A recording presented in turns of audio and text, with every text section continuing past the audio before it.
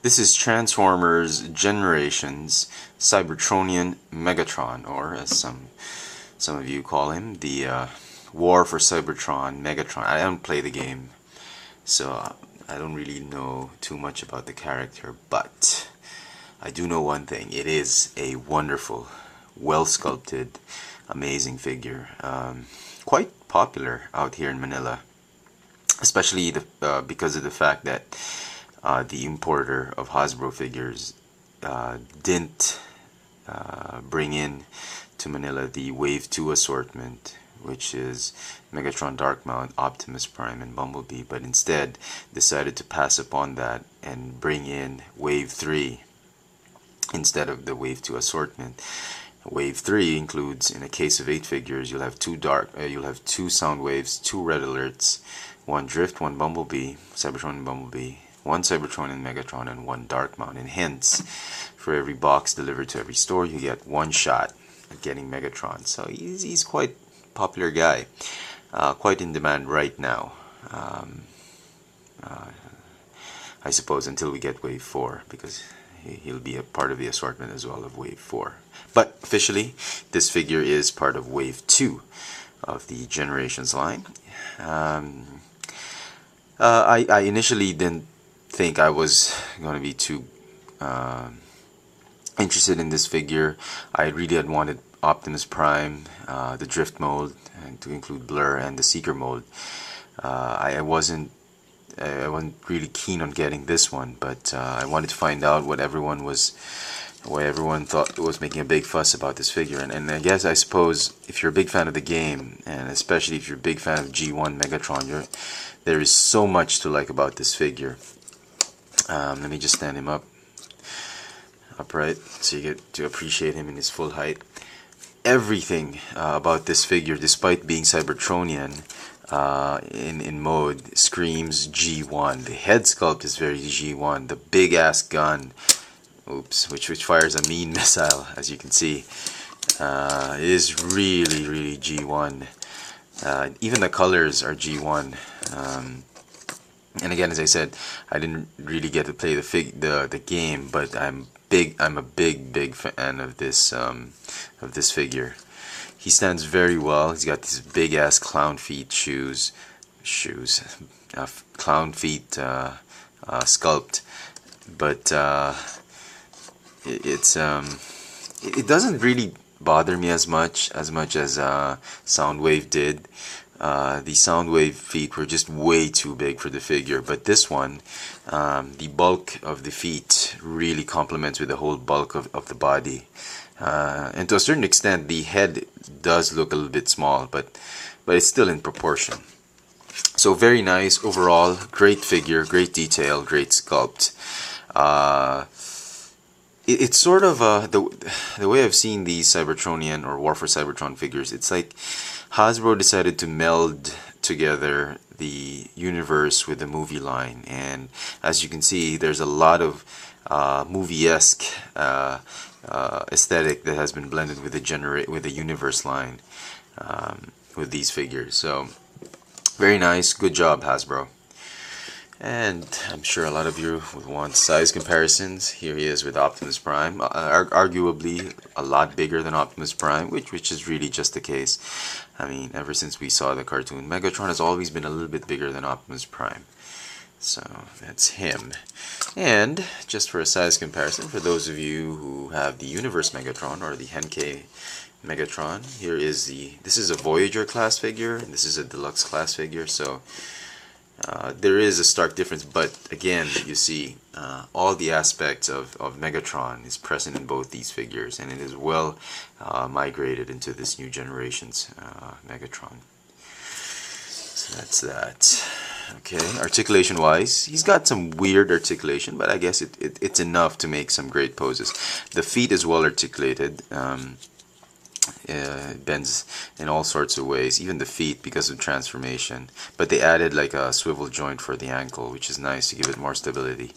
The arms, they go in and out, forward and backward, The wrists don't move. The elbows move in a very interesting way because of the transformation. The joints are a little bit weird for me, but they do go up and down.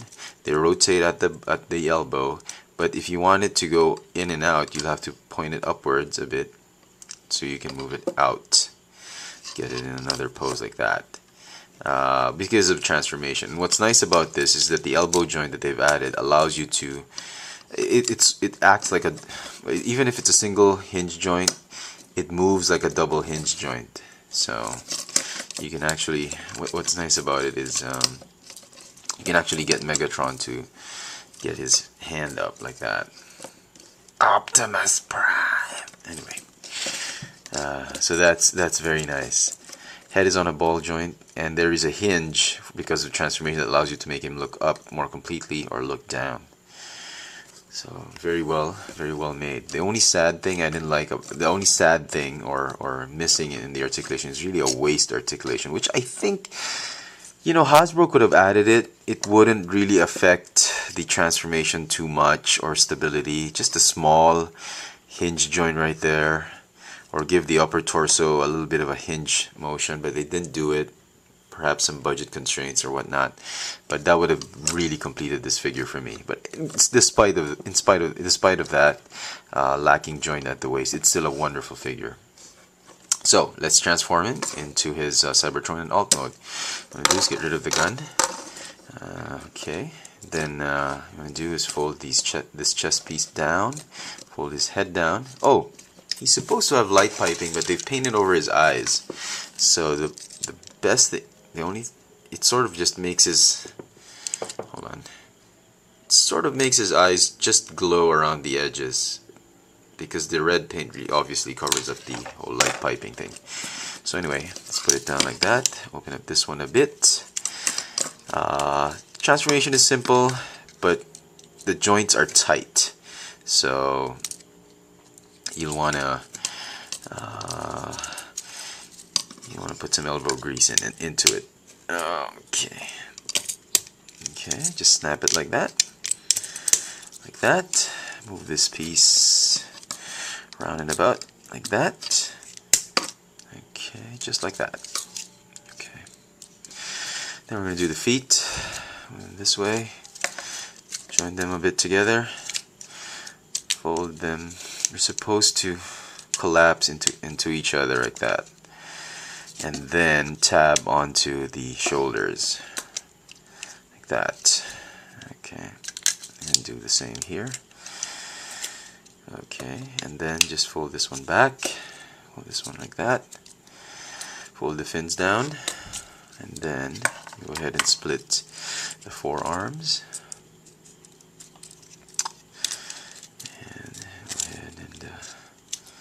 So this way. And then lastly, just mount the big ass cannon. Oh, right here. Oh, and there you have Cybertronian Megatron in his Cybertronian tank mode. He rolls well enough, I suppose. You just have to make the forearms flat on the ground, and he'll roll well enough, I suppose. And then in hover tank mode, you just fold up the wheels, just like Back to the Future, the DeLorean. You just fold the wheels down like that, and he is now transformed himself into an amazing paperweight, or a hover tank. It looks like a brick to me in this mode. It's a decent, it looks like a paperweight, honestly. So in alt mode, I obviously would prefer the tank mode, the ground assault tank mode, not the hover tank. So like that. And just as a bit of a size comparison, here he is with Galvatron, Universe Galvatron. So well, slightly bigger than Galvatron. Okay. Very well made. Again, as I said, you're not getting this guy for his alt mode, you're getting him for his robot mode. So there you have it. Transformers Generation Cybertronian, or War for Cybertron Megatron. I highly recommend this figure. I mean, if you had second thoughts about getting him, I mean, go ahead and pick him up. Don't bother even thinking about it. Especially out here in Manila, this guy has become a rare commodity, just at least now since its first release. War for Cybertron, Cybertronian, Megatron. Thanks for watching.